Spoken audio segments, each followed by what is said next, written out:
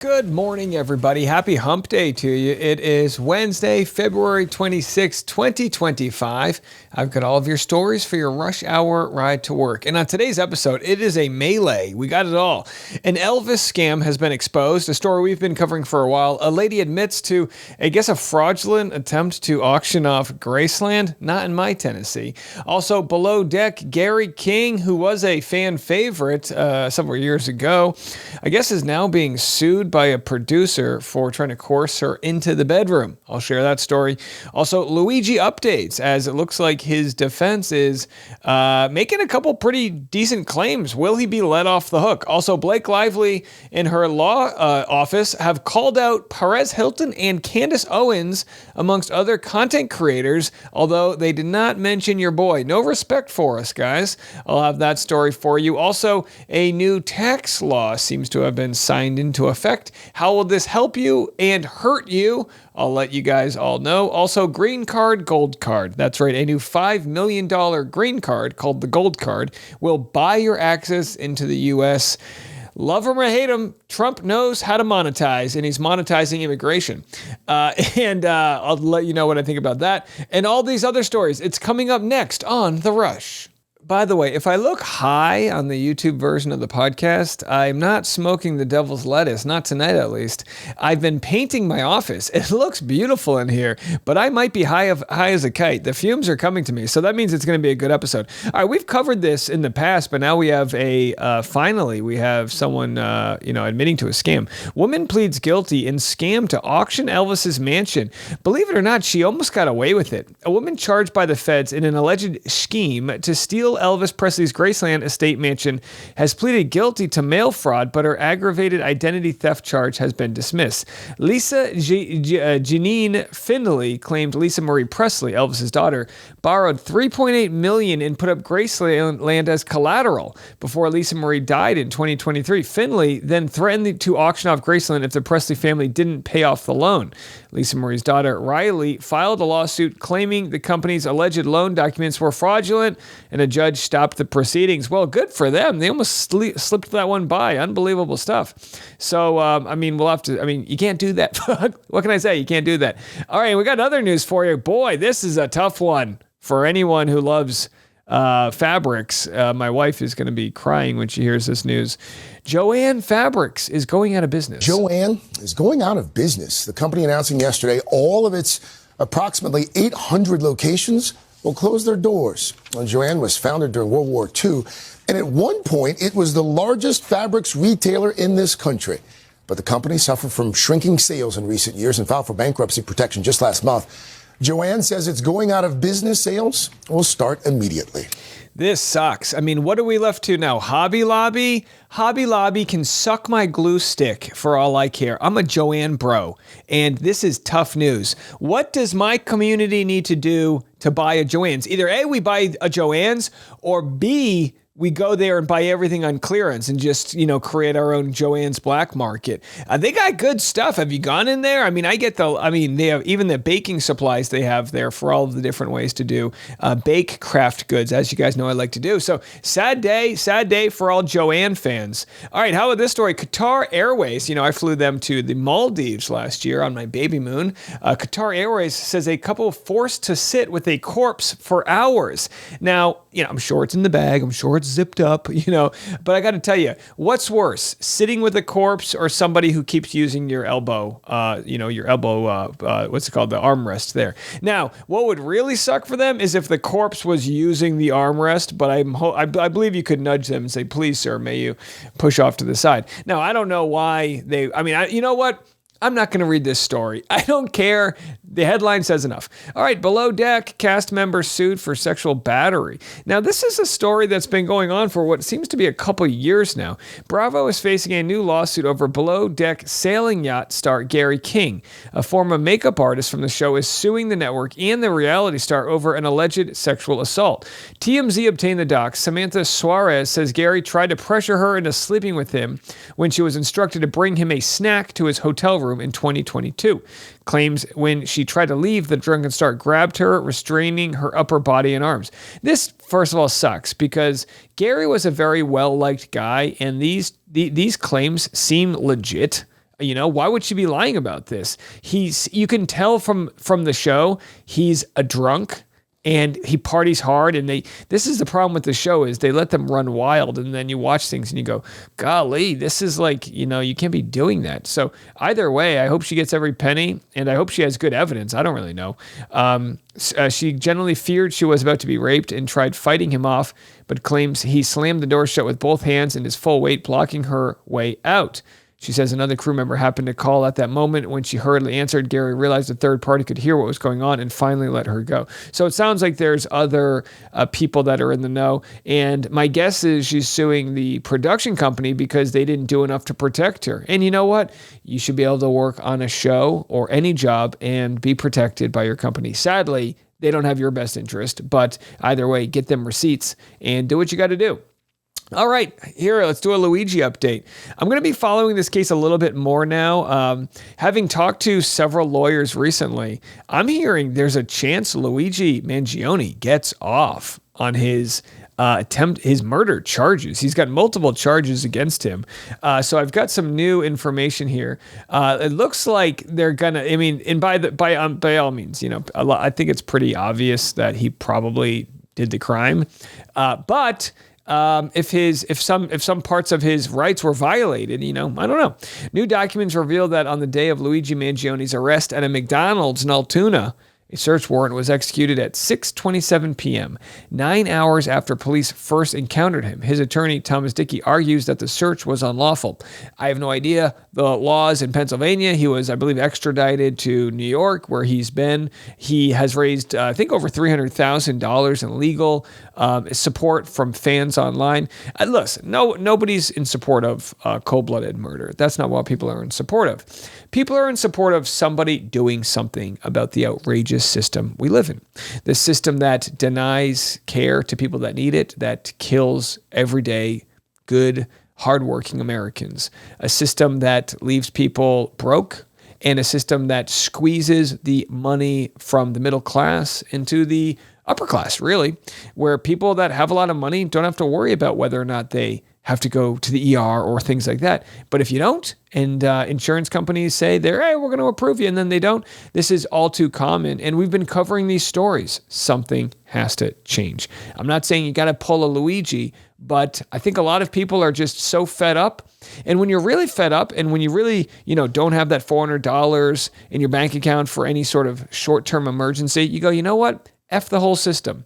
We have this, then Joanne's goes out bankrupt. What do we have left to live for, right? Okay, I've got several Justin Baldoni stories to get to. The first one is, I guess this is on TMZ. Blake Lively, according to Justin Baldoni, is trying to hide evidence from public because of tarnished image. Justin Baldoni's lawyers are blasting Blake Lively's camp for asking for an enhanced protective order, especially given how Blake has publicly smeared him, even having her husband make a joke over the situation on Saturday Night Live. I told you that wasn't going to be good. It's one thing to make a joke about yourself, but when you have an active court case, anything you can say will be used against you. In a letter to the judge on Tuesday obtained by TMZ, Baldoni's lawyers accused Lively of trying to keep crucial evidence from the public, pointing out that she's been anything but shy about her accusations in the past. They're calling her move a bold attempt to keep the public in the dark because they feel her image is tarnished. Well, her image is tarnished. Whether they're going to keep it in the dark is another question. In Baldoni's legal letter, his lawyers point out what they call a planned skit on Saturday Night Live last week, in which Lively's husband, Ryan Reynolds, stood up and made a joke about her claims for sexual harassment and emotional distress. Last week, Lively's lawyers filed a motion claiming the case involved high-profile individuals and allegations of sexual harassment, needed extra privacy to protect the involved parties from threats and potential witness tampering. So what they're saying is, hey, does she really need to have protective orders here when she's willing to go on TV and be the butt of a joke? They claimed identifying the two women from the It Ends With Us set would expose them to a dangerous climate of threats, harassment, and intimidation. As both camps fight tooth and nail over what stays private and what spills into the public eye, one thing's for sure, the legal showdown appears far from over. All right, coming up next, I'm going to share what Lady C said. She's been leaking a bunch of stories, and also how Candace Owens is involved in the court documents. And look, Blake Lively's side can be upset that content creators are covering this case, but they're getting a lot of things right here. Lady C wrote, what I wrote about how the brazen, conniving spouse of the equally conniving, albeit less brazen, Ryan Reynolds blackmailed Sony into helping her steal It Ends With Us from Justin Baldoni and Wayfair Studios has just been confirmed in print in great detail in The Hollywood Reporter. My interest in this matter is purely ethical. I want to see justice done, nor am I alone in that. Everyone who has any knowledge of what has really gone on should make his or her voice heard. It is the only way to ensure that a shark like her will be prevented from tearing an innocent like Baldoni and his team to shreds. My own view of the Hollywood Reporter article is that Lively might not realize it, but they've just markled her. Wild stuff. So then we get to the court documents. Blake Lively's attorneys warn against online content creators that parrot Justin Baldoni's lie. Certain, and this is what they said in their court documents looking for a protective order, certain online content creators who frequently parrot the Wayfair party's line, at least one of whom just happens to be a client of Wayfair's counsel, Brian Friedman, that's Perez Hilton, have used similar misleading accusations. And then they share the different accusations. So pretty wild stuff that they're now kind of poking the bear at the content creators. This is after Justin Baldoni's attorneys said what we just shared, that, hey, you guys talked about this on SNL. Like, what do you want from us? In their own response on Tuesday, Lively's lawyers argued that Baldoni's response shows exactly why a protective order is needed. The travels of the mischaracterization embraced by the opposition through this manufactured echo chamber by itself provides ample justification for a protective order that establishes adequate protections for third-party privacy interests. While they were at it, Lively's attorneys also availed themselves of the opportunity to get in a few digs at Baldoni and his attorneys, saying they had displayed callous disregard and disrespect for a woman advocating for the most basic workplace protections against sexual harassment. As the Lively attorneys also noted, a protective order is standard and expected in even the most mundane civil litigation. The two sides are at odds over the proper scope of Lively's subpoenas to phone carriers. Both sides have alleged that they and their allies have received violent threats as a result of the litigation. So yeah, as it was shown here in the court documents, they have Candace Owens cited here. Last night, while we all slept, Blake Lively and Ryan Reynolds filed a protective order. The guilty as sin couple is asking a judge to protect from the public. So they're citing the different, I guess, celebrity bloggers that are covering it, saying this is why we need the protective order. Now, here's the conundrum, right? The conundrum is that, in part, this is a defamation case. So kind of the same deal with Johnny Depp, right? Where you wanted it to play out in public so you could prove your innocence. And I understand the idea of keeping some people private, but why would you keep private the actors that are from the set? I mean, they're already public figures, and either way, they don't have HR complaints, so what's so private about what they could possibly share? That's my question, is if there's no HR complaints of these other actors, then why do you need the protective order if there's nothing private to protect? I don't know. I guess we'll have to find out. Either way, it's a fascinating ordeal as the gloves are coming off here in the Blake Lively, Justin Baldoni court case. As we reported yesterday, they used an example about not wanting the specifics of subpoenas, saying, we don't care to see Justin Baldoni's 5 mistresses or his 5 psychiatrists. Of course, not knowing if he's got a mistress, but using an example that would make him look bad as another chance to just get a kick in while the man is down. It's pretty crazy stuff if you ask me. And speaking of crazy stuff, the Eagles won, and people have been wondering, are they going to get invited to the White House after they were uninvited last time? Here's what Trump had to say. The Philadelphia Eagles won the Super Bowl. Are they being extended an invitation? They will be. We haven't yet, but we will be. I thought it was a great performance by them, and absolutely they'll be extended that invitation. Would you do that right away, by the way? Sir. We'll do it right away. We're going to do it sometime today. By the way, Trump is always on camera. He's kind of just like a live streamer at this point, isn't he? He's like, any questions? Yeah, get that done. And he can just tell people what to do. I don't know. He's got hats he's giving away. I mean, he's got a merch line. Oh, boy. We laugh because we cannot cry. Who said that? Abe Lincoln? And they deserve to be down here, and we hope to see them.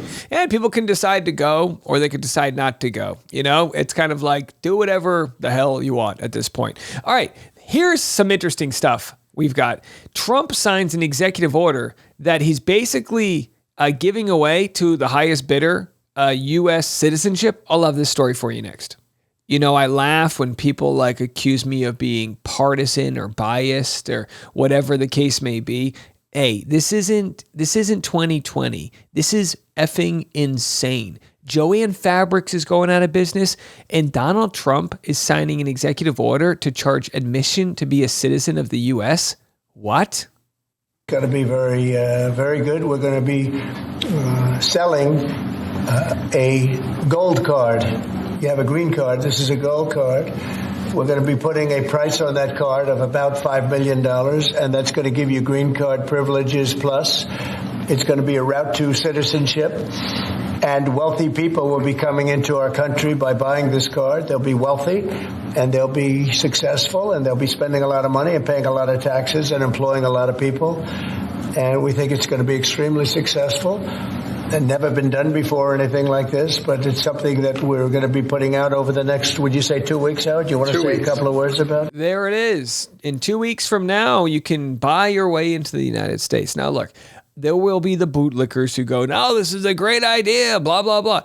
The government doesn't have to turn a profit, okay? It's like the U.S. Postal Service. It doesn't make money. It is something we all kind of pay into for a social fabric because it's, you know, it's something that we've decided is valuable, or maybe it's not if we get rid of it. So this idea that everything just has to be a business deal is kind of exhausting at this point, you know? We're not a Six Flags. So you don't need to charge admission to get in. The idea that if you can afford by the way, do you know how rich you would have to be to afford a $5 million entrance fee? I'm guessing you have to be a 100 millionaire. So they're already going to be in the tax bracket that is getting the tax write-offs. You know, the new tax code, we're going to be talking more about it. It was just signed in, but they're getting rid of some wild things, like the food stamp program. They're cutting that by $250 million. And the Medicaid is being cut, which is healthcare for the poor and for the elderly and you know, people that qualify for it. And these are programs that the Republicans never in the past would have been able to even float by anybody. You would get primaried out. You wouldn't even be able to make it into the, you know, you wouldn't win an election because these are very popular you know, systems. And, you know, I'm a kid from food stamps, and my mom was able to, you know, take advantage of some programs when she was a young single mother, and it helps you get back on your feet so you can be a tax-paying American citizen, right? That's what the point is. So it's just pretty wild. Another wild thing going on out there. What else do we got? All right, well, speaking of the tax cuts, here's Pod Save America. This was recorded before the tax cuts were approved. There was some thought that maybe the Republican Party wouldn't approve the tax cuts because, you know, you got to go back to your own constituents. But at the same time, Elon Musk said he would put up whatever amount of money that was needed to primary anybody who went against what Donald Trump wanted, which it's like, cool, bro. Either way, here's what they had to say about the cuts that, again, are shocking to the modern Republican Party. What are you hearing from both House and Senate Republicans in terms of how anxious they are over the size of these cuts, particularly the Medicaid cuts? Do you think that is something that they could eventually live with, or are there some people who are like, no, I'm not going to vote for huge cuts? This is a major red line for a lot of vulnerable Republicans facing tough re-election campaigns in blue districts, in battleground districts. I mean, remember, not every Republican serving in Congress came from a district that is completely red. They have to speak to their constituents, especially these Republicans that I mentioned in the Congressional Hispanic Conference. Not all of them are from swing districts, to be clear, but a lot of them represent constituents who rely on these social benefits to get by day to day, and who are talking to these members saying, I won't vote for you this next election unless you can guarantee that these won't get cut.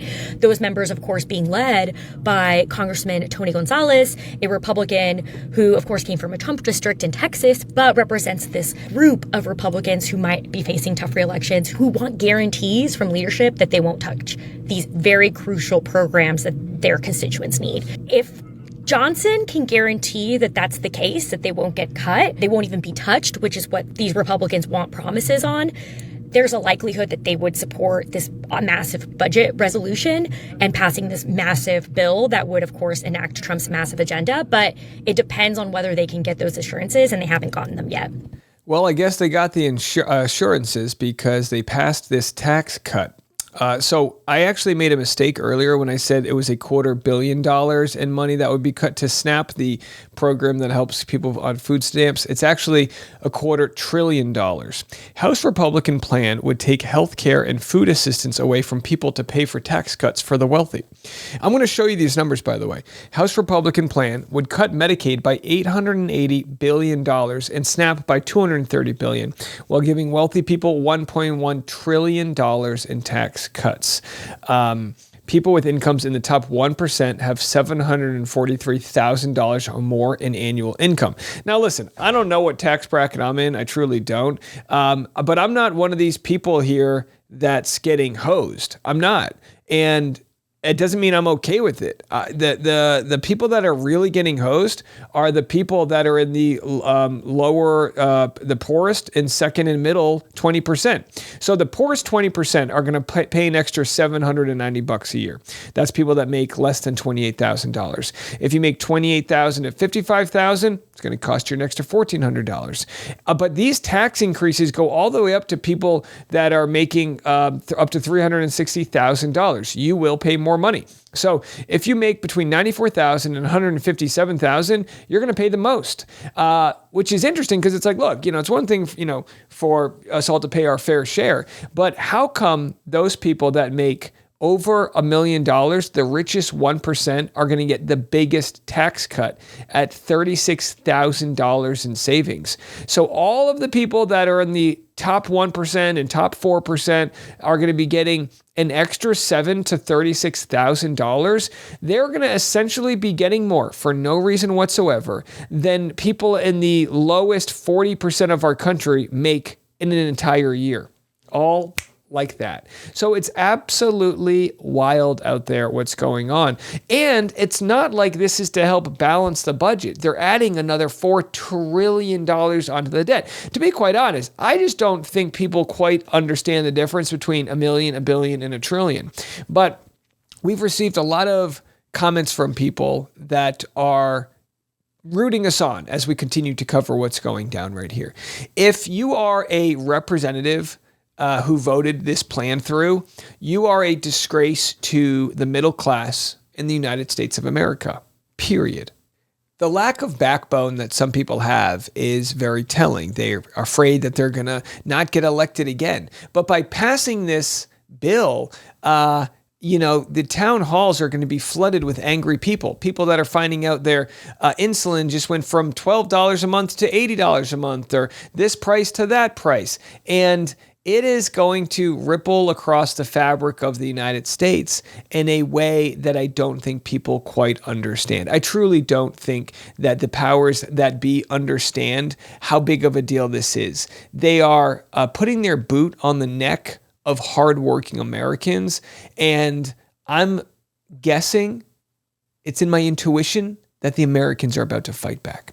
I'll cover more of this, hopefully in a more digestible way, because it's a lot. It really is a lot here. And people just, you Medicaid, SNAP, billions, trillions, you just hear these things. How does this affect you? Well, that trip you wanted to take to Disney, that $1,500, out of your pocket, so those making over $1 million can make a little bit more. It is greed, and it is not for Americans. It's not for the middle class. It is what the popular vote in our country voted for, and I don't know if they realized it.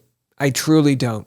Hey, but we're not here to rub anybody's nose in it. We're here to educate. We're here to inspire. We're here to share news, and I'll continue to do just that. All right, I got a lot to get to today, and then we'll be back this afternoon for your ride home. I'm Dave Neal. This is The Rush.